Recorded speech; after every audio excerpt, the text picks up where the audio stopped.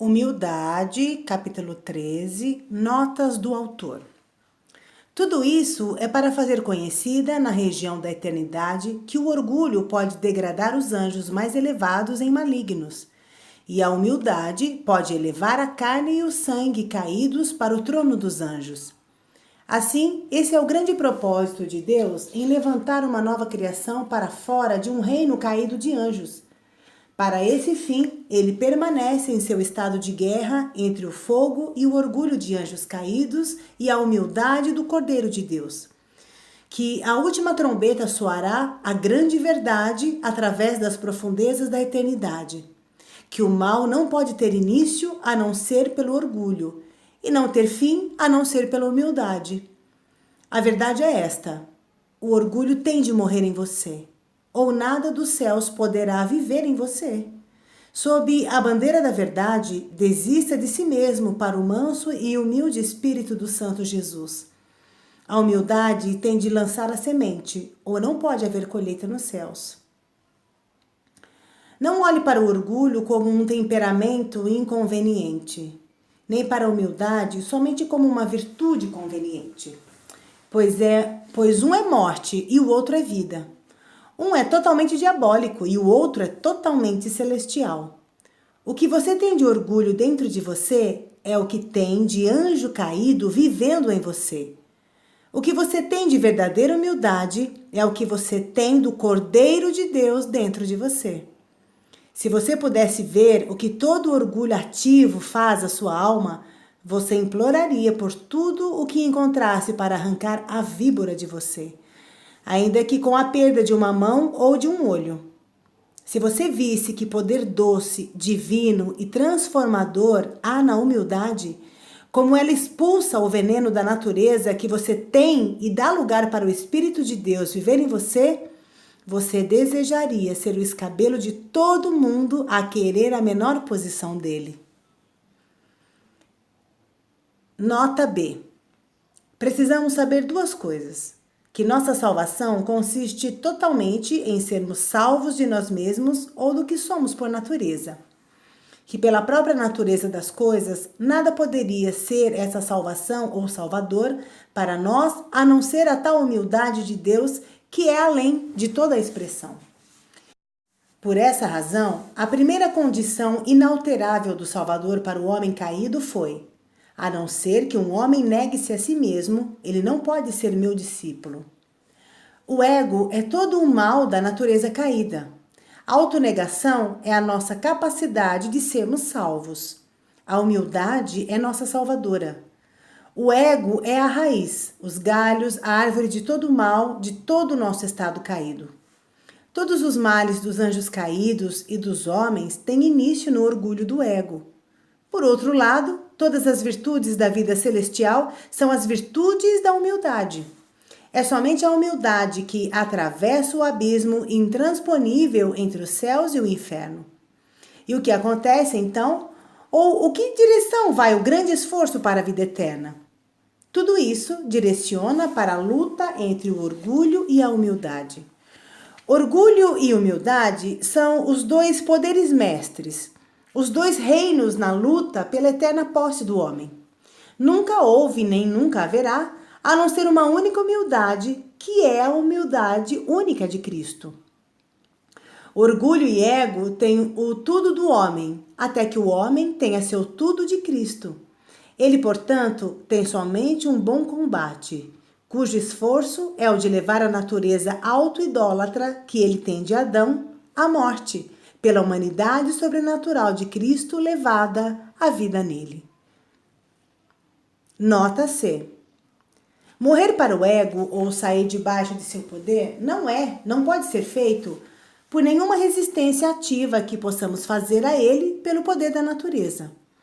O único caminho verdadeiro de morrer para o ego é o caminho da paciência, mansidão, humildade e resignação a Deus. Essa é a verdade e a perfeição de morrer para o ego. Pois, se eu lhe perguntar o que o Cordeiro de Deus significa, você não tem de me dizer que ele é e significa a perfeição da paciência, da mansidão, da humildade e resignação a Deus? Você não deveria dizer-me, portanto, que um desejo por essas virtudes é um desejo de salvação, é uma aplicação a Cristo, é um desistir de si mesmo para Ele e para a perfeição da fé nele.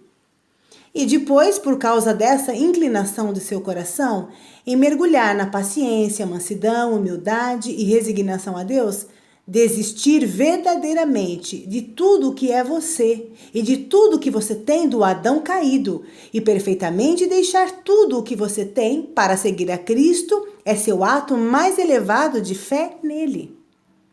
Cristo não está noutro lugar a não ser nessas virtudes. E onde elas estão, está Ele em seu próprio reino. Permita que este seja o Cristo que você segue. O espírito do amor divino não pode ter início em nenhuma criatura caída até que ela deseje e escolha morrer para todo o ego, numa resignação paciente e humilde ao poder e misericórdia de Deus. Busco por minha salvação através dos méritos e mediação do manso, humilde, paciente, sofredor Cordeiro de Deus, que sozinho tem poder para levar adiante o bendito início dessas virtudes celestiais em minha alma.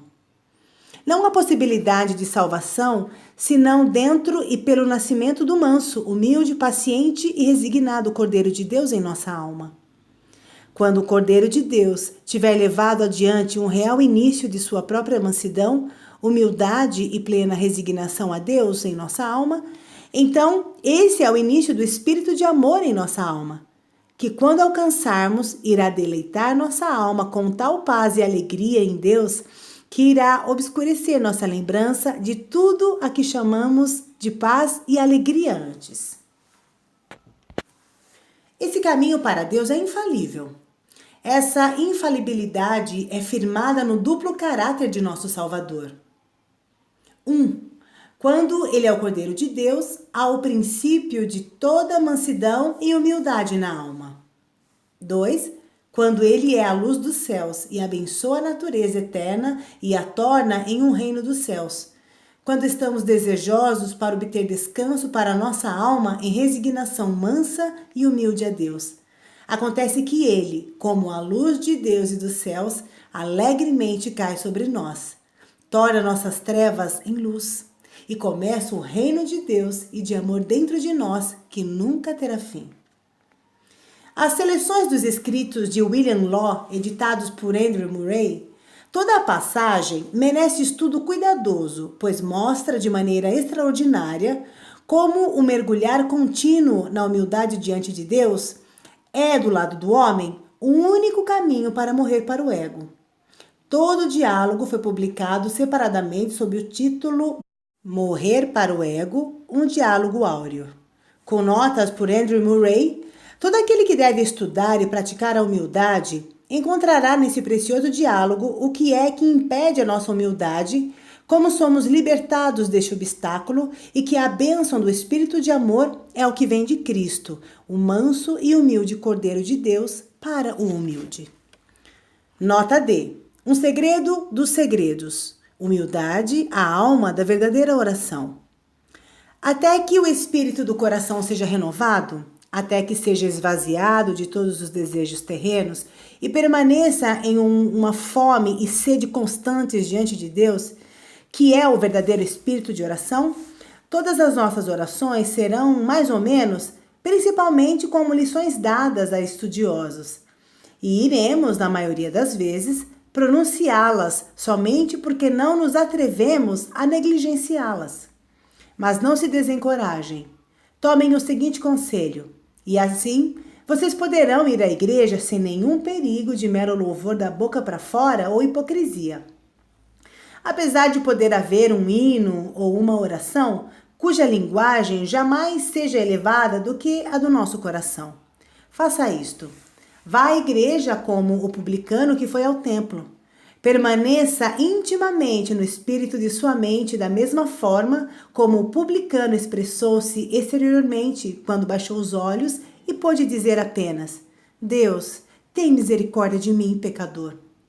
Permaneça imutável, pelo menos em seu desejo, nessa forma ou estado de coração.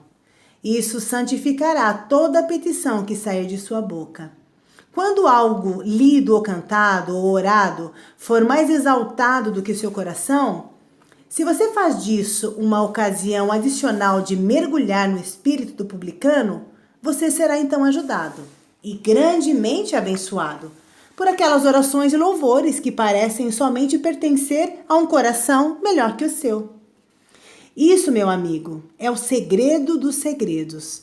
Isso o ajudará a colher onde você não semeou e será uma fonte contínua de graça em sua alma, pois tudo que agita você interiormente ou acontece exteriormente a você se torna um bem real para você se encontrar ou estimular em você esse estado humilde de mente.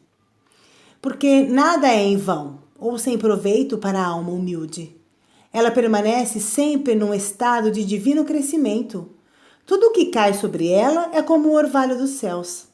Cale-se a si mesmo, portanto, nessa forma de humildade. Todo bem está incluso nisso. É a água do céu, que torna o fogo da alma caída em mansidão da vida divina e cria aquele óleo no qual o amor a Deus e ao homem tem a sua chama. Esteja incluído, portanto, sempre nisso.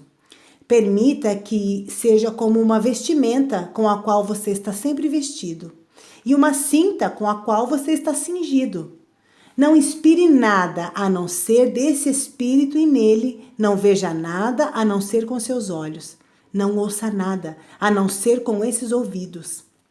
E depois, se você está na igreja ou fora da igreja, ouvindo os louvores a Deus ou recebendo ofensas dos homens e do mundo, tudo será edificação e tudo ajudará seu crescimento na vida em Deus. O Espírito de Oração, parte 2, página 121. E para terminar, uma oração por humildade. Vou aqui dar uma infalível pedra de toque. Essa pedra é muito dura para avaliar a pureza do ouro e da prata que nela se atritam. Modo de avaliar. Essa pedra que irá provar todos em relação à verdade é isto. Afaste-se do mundo e de toda conversação, somente por um mês. Não escreva, não leia, não debata nada com você mesmo. Pare todo o trabalho anterior de seu coração e mente e com toda a força de seu coração permaneça todo esse mês, tão continuamente quanto possa, na seguinte forma de oração a Deus. Ofereça-se frequentemente de joelhos, mas se estiver sentado, andando ou em pé, esteja sempre interiormente desejoso e seriamente orando essa única oração a Deus. Que toda a tua grande bondade tu a faças conhecida a mim, e tome de meu coração todo tipo, grau e forma de orgulho, quer vindo de espíritos malignos ou de minha própria natureza corrupta, e que tu despertes em mim uma profunda verdade e profundeza daquela humildade que me faça suscetível à tua luz e Santo Espírito. Rejeite todo pensamento, a não ser aquele de esperar e orar por esse assunto do mais profundo do seu coração, com tal verdade e seriedade como as pessoas em tormenta desejam orar a fim de ser libertados dela. Se você pode e vai dar a si mesmo, em verdade e sinceridade, esse espírito de oração, eu arrisco afirmar que, se você tiver 2 vezes mais espíritos malignos que Maria Madalena teve, eles serão expulsos de você e você será forçado, assim como ela foi, a derramar lágrimas de amor aos pés do Santo Jesus.